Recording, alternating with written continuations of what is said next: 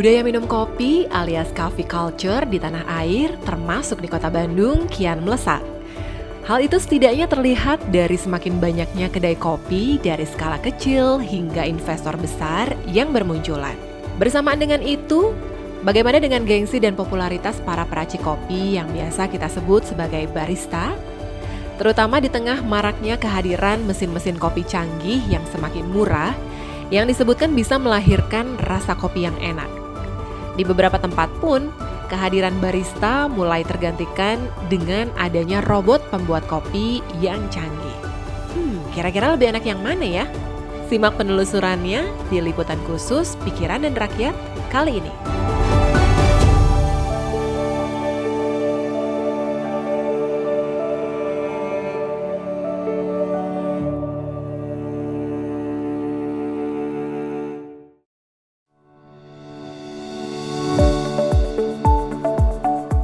Kopi ini tak lagi butuh gula jika kau ada di hadapanku.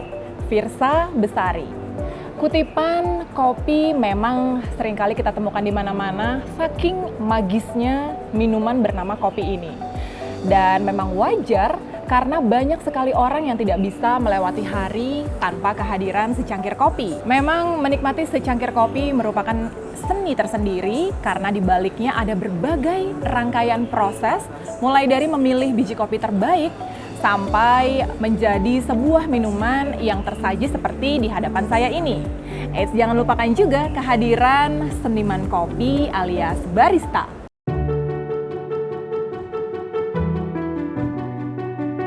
Secangkir espresso hangat atau bahkan segelas latte butterscotch dingin yang lezat tak hadir begitu saja. Di baliknya ada campur tangan barista yang mampu meracik biji dan bubuk kopi sehingga menjadi minuman yang menyenangkan untuk disesap. Tren profesi barista sedemikian meningkat seiring dengan kian menjamurnya budaya minum kopi di Indonesia. Budaya minum kopi tersebut meliputi dunia kopi dan modifikasinya yang kini sedang menjadi tren dan gaya hidup atau bagi pemburu kopi yang serius yang menikmati kopi dengan metode yang lebih klasik. Di Indonesia, tak hanya orang yang benar-benar serius yang menekuni dunia kopi yang berminat menjadi barista. Para pelajar dan mahasiswa yang masih menempuh pendidikan formal pun banyak yang tertarik. Hal tersebut juga banyak terlihat di beberapa kedai kopi yang baristanya masih berstatus sebagai pelajar atau mahasiswa. Susah nggak sih bikin kopi itu sebenarnya? Kalau cuma bikin kopi sebenarnya nggak susah. Tapi kalau bikin kopi yang bisa dinikmatin sama orang, itu lebih susah mungkin ya. Karena bikin kopi itu kita bisa mengeluarkan rasa dari biji kopi yang semestinya rasanya itu kayak apa. Bukan cuma asal rasa kopi, kebanyakan orang tahu kopi itu pahit, tapi dia nggak hanya kayak gitu. Terus kita juga harus kayak bisa menginformasikan ke tamunya sendiri, kayak kopi ini rasanya seperti ini, sumbernya dari sini. Jadi kan orang tuh selalu melihat barista itu adalah orang yang bikin kopi ya. Jadi nyeduh kopi udah gitu. Tapi kan ternyata lebih banyak dari itu gitu ya Kang, lebih kompleks dari itu kan ya Kang ya. Iya. Harus tahu juga dari biji kopinya. Iya. Nah, itu gimana Kang? Kita harus bikin kopi sekonsisten mungkin yang dikenal orang gitu. Jangan sampai berubah gitu maksudnya. Banyak yang mesti diperhatiin, kayak misalnya tampingnya atau bahkan suhu airnya. Bahkan kadang-kadang ada orang yang pengen kayak gelasnya yang ini ya Kak gitu, juga ada. Jadi mesti diperhatiin juga sih. Misalkan dia pengen manual brew, kita jelasin manual brew notes-nya apa, terus single origin-nya dari mana, terus mau diseduhinnya kayak gimana, lebih asem atau lebih pahit atau lebih tebal gitu. Ikutin selera si customer-nya itu. Knowledge dasar pengetahuan tentang kopinya, terutama yang ada di tempat kedainya itu sendiri, kopinya apa, sumbernya dari mana, itu yang penting.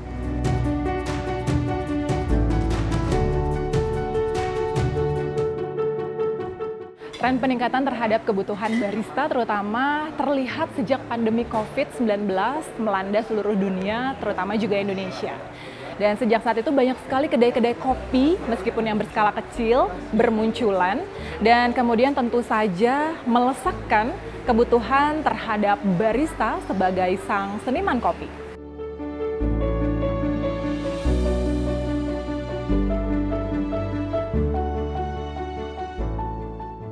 Kang, bisa diceritakan nggak sih Ya. sekarang tren peningkatan terhadap kebutuhan barista itu seperti apa?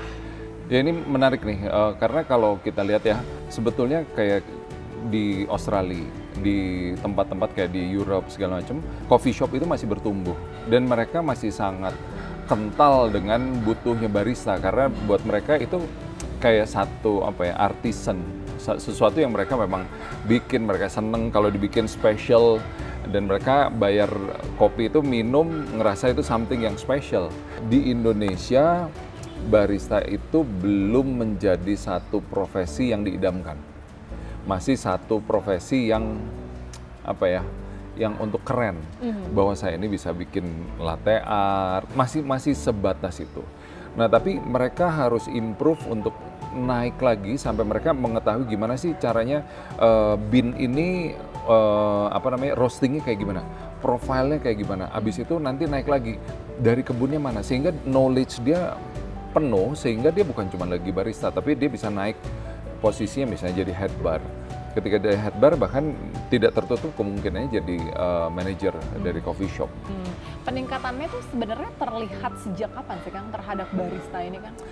Oh, barista ini sebetulnya kalau kita lihat ya, dari sejak saya pertama buka coffee shop 2006, itu udah mulai tuh. Orang tuh apa sih barista? Walaupun 2006 nggak banyak yang tahu, mungkin Teh Endah juga masih kecil ya. 2006. Ketika kita buka 2006, orang udah mulai, oh ada baristanya, asik loh di sana loh barista. Nah, ketika itu bergulir, sebetulnya yang pertama introduce barista itu kan Starbucks. Jadi Starbucks dengan dia mengintroduce tentang barista, di mana dia bisa berinteraksi dengan customer-customernya dan membuat customer itu nyaman, itu menjadi selling point buat coffee shop. Jadi awalnya sih dari situ. Kalau sekarang tapi orang nih minatnya banyak nggak sih Kang buat jadi barista?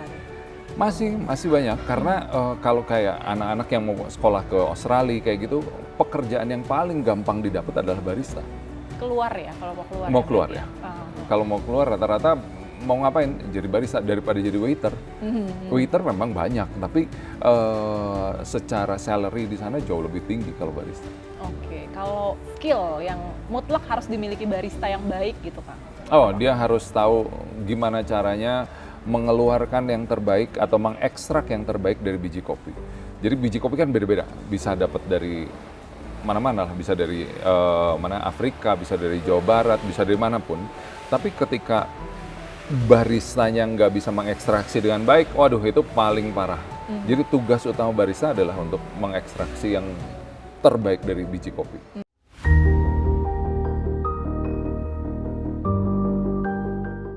Sayangnya, peningkatan kebutuhan terhadap barista pada kenyataannya seringkali tak diimbangi dengan peningkatan skill atau kualitas. Jika dulu seseorang baru bisa menjadi barista setelah memahami seluk-beluk kopi dan bagaimana menguasai mesin kopi, kini hampir semua orang bisa menjadi barista. Di sisi lain, teknologi yang semakin berkembang membuat banyak inovasi dalam dunia perkopian. Di rumah-rumah misalnya, semakin banyak mesin kopi sederhana yang semakin mudah dijangkau dan menghasilkan kopi-kopi yang enak. Belum lagi, robot pembuat kopi di beberapa gerai kopi di dunia mulai digunakan oleh para pengusaha kopi. Bagaimana nasib barista ke depan? Mesin kopi ini sekarang juga kayak semakin populer lah di kalangan masyarakat. Menurut kamu tuh bedanya minuman yang dihasilkan sama mesin kopi sama yang dihasilkan sama barista gitu ya, itu bedanya apa sih? Kalau yang mesin kopi lebih apa ya? Sudah lebih otomatis, jadinya rasanya lebih standar. Ya, cuman kalau sebagai barista kita bisa lebih dipersonalisasi untuk setiap orang seperti apa. Dan karena emang dengan kita beda cara nekannya, beda cara bikinnya, itu hasilnya itu akan beda jauh. Dan sebagai barista kan kita nggak cuma ngasih kopi, kita ngasih pengalaman juga ke tamu tuh. Dan itu nggak bisa diganti oleh mesin. Kayak si kopinya kurang tebel, terus rasanya kayak susu doang gitu. Menurut saya sih nggak bisa digantiin ya, karena kalau di rumah kita kan memang kebutuhannya lain. Di rumah ya kita mau sendiri, mungkin dengan partner, dengan istri, dengan suami, dengan anak-anak. ya kita bikin sendiri, enjoyment sendiri lah. Tapi ketika kita mau pergi ke ada meeting misalnya, atau kita mau hangout, kan kita nggak kepengen lagi repot-repot. Nah kita pengen tetap dibikinin sama seorang barista yang dia memang bisa memberikan yang terbaik untuk kita. Di masa depan profesi barista nih masih akan tetap dibutuhkan atau gimana menurut Kang Dhani? Sebenarnya kayaknya selamanya sih ya. Soalnya kalau kopi nggak ada barista, nggak akan ada seninya gitu.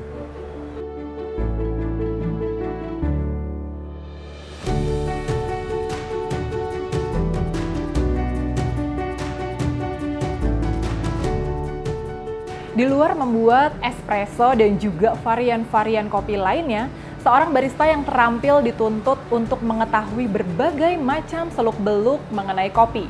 Mulai dari biji kopi hingga sebuah minuman kopi menjadi sebuah pengalaman yang tidak terlupakan bagi pelanggan atau penikmat setianya. Dan secanggih apapun mesin kopi, memang dibutuhkan faktor manusia, yaitu barista yang tidak hanya menjadi seorang tukang bikin kopi, melainkan juga seniman yang paling tahu mengenai seluk-beluk kopi.